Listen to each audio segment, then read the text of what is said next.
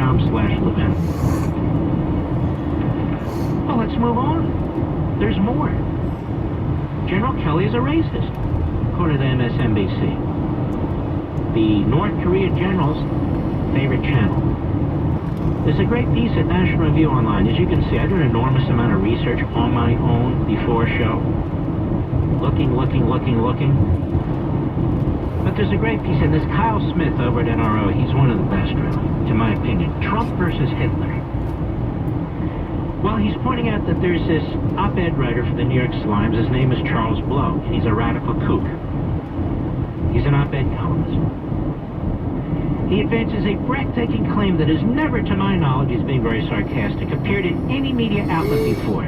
Trump isn't Hitler, but the lying, that's the headline. Trump isn't Hitler, but the lying of the Charles Blow column. ... I know I'm not the first to say this, but thank you, Charles Blow, and thank you to whatever celestial cobbler made your extraterrestrial boot of truth. Other, humbler writers may offer us, say, a sneaker of accuracy or a moccasin of factualness.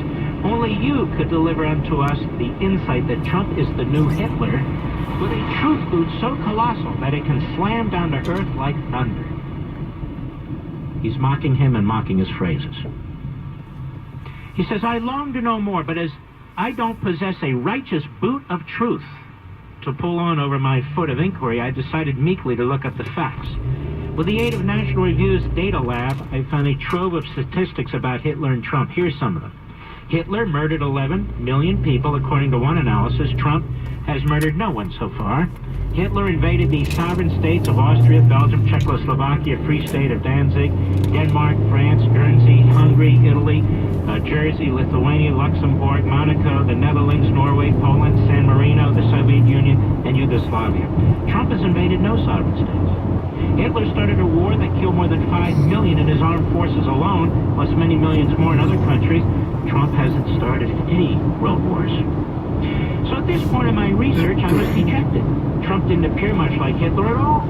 But things got better when I spent some time on PolitiFact, Snopes, and the site with the Pinocchios, and learned that when people like Charles Blow make claims that initially appear unconvincing, it's important to pull back and add more context. Until at worst, people like Blow can be described as half correct. So let's do that, shall we? Hitler wanted to make Germany great again. Trump wants to make America great again. Hitler wore a funny little mustache. Trump wears a funny little hat. Hitler shunned alcohol. Trump shuns alcohol. Hitler, Time Magazine Man of the Year, 1938. Trump, Time Person of the Year, 2016. Hitler, fascist. Trump, Republican. Hitler lied about Jews being the source of Germany's misery. Trump lied about ratings for The Apprentice, his electoral college victory being the biggest since Reagan's, or whether anyone else had been on the cover of Times more than he had. Hitler seized control of most media outlets, including newspapers, radio, and newsreels. Trump sent out many tweets. These parallels are chilling, are they not? Trump isn't Hitler, but close enough. Congratulations to Charles Blow's mighty boot of truth and the thunderclap it made. Now I call upon the rest of the media to pick up where he began. Who will be the next to expound upon the manifold parallels between Trump and Hitler? Anyone who does so should, of course, credit Charles Blow for so courageously originating the theory. This Charles Blow, this is sick. This is sick. This is really sick. It's like these fools taking a knee on the football field. Do people really understand what the Third Reich is about to be throwing around Hitler's name like this? Do these football player fools really understand what social injustice means in a society, in a culture? Do they really understand it? No, they don't. And they don't much give a damn either. Trump versus Hitler, Charles Blow. Charles Blow should be fired for being a moron. But of course he won't. It's the New York Times line. Oh, this is brilliant.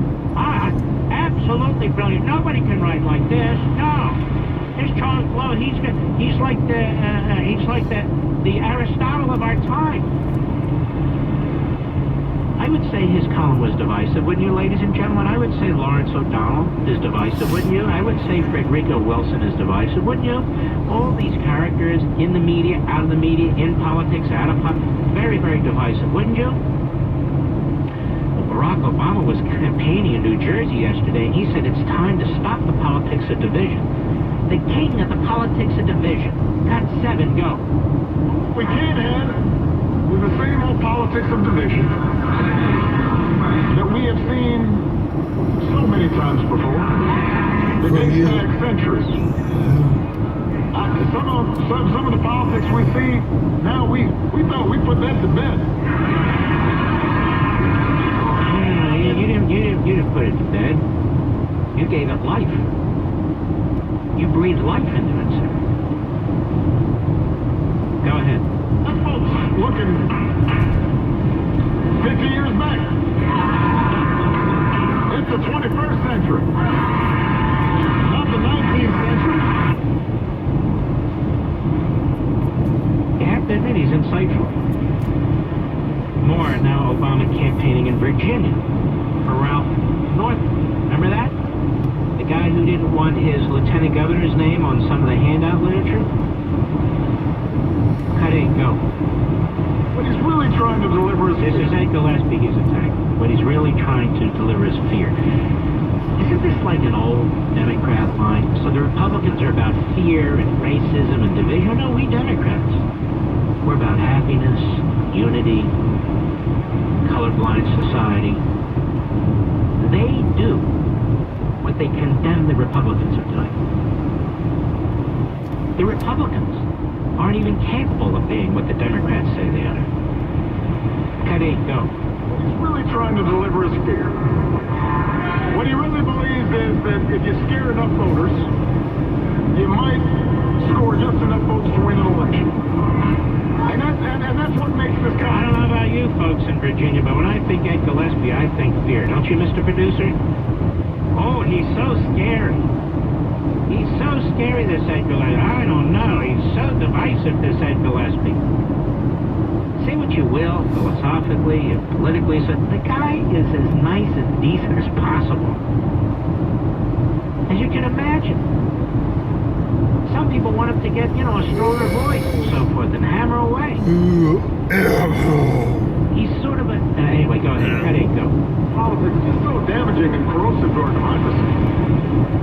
It's just as cynical as politics gets. It's not going to create jobs. It's not going to educate kids. Oh, here we go, Mr. Obamacare. Here we go, Mr. Never 3% growth of the economy. Here we go, Mr. Open borders for illegal aliens worried about jobs and education for American kids. Here we go. You know what? I don't miss him at all. I don't miss any of this.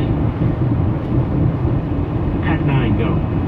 Folks don't feel good right now about what they see.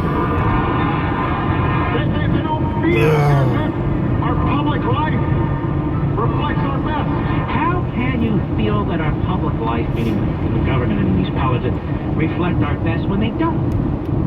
When this man spent 8 years tearing down the country, eviscerating the military, smothering local law enforcement, trashing the Constitution, driving our budget through the roof. Oh, you folks don't feel good right now about what you see, do you?